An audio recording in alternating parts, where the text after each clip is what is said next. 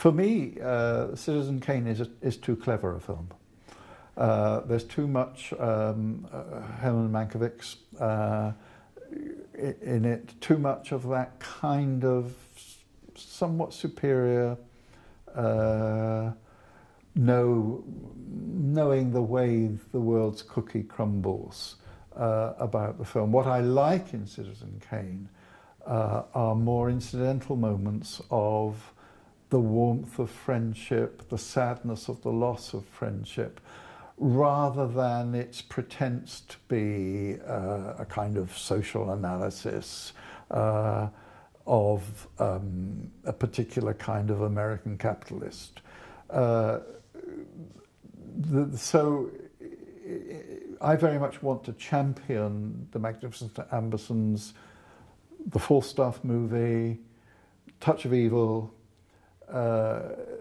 as against Citizen Kane, without ignoring the historical significance of Citizen Kane. Citizen Kane, if it did nothing else, liberated a whole range of filmmakers to think differently about what film could achieve and what film made in Hollywood could achieve. So in those ways it's enormously important. But I don't think it carries the full weight and depth of Welles's genius. That, I think, is more apparent.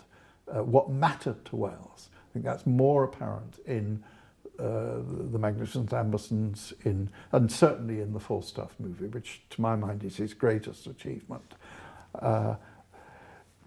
There's also a thing about love. I love Orson Welles. The Orson Welles of my acquaintance is someone I want to embrace and for whom I want to make the world right. Impossible. And the films that allow me to say hello, to share pain, more the Magnificent Ambersons, the Falstaff movie, Touch of Evil. That sense of, you can hear it, somewhat sentimental attachment goes along with a recognition of genius, with just fantastic cleverness, with a delight in the display of cleverness too, and it seems to me that delight in the display of cleverness needs to be compensated, isn't quite the right word, leavened with something more humane, something where he's more on a level with us rather than much cleverer than the rest of us. And that I find much more in the generosity of sentiment, the sense of grief in Falstaff and the Magnificent Ambersons. Is somewhere where Welles's humanity as well as his genius comes across. So that's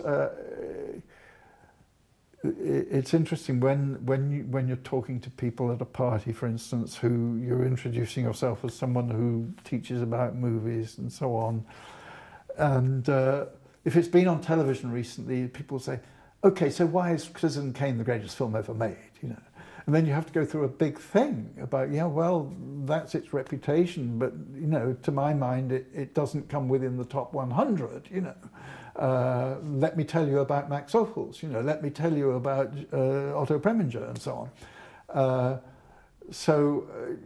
Citizen Kane is an overrated film. There are many works of genius that are not great works of art, Citizen Kane certainly is a work of genius.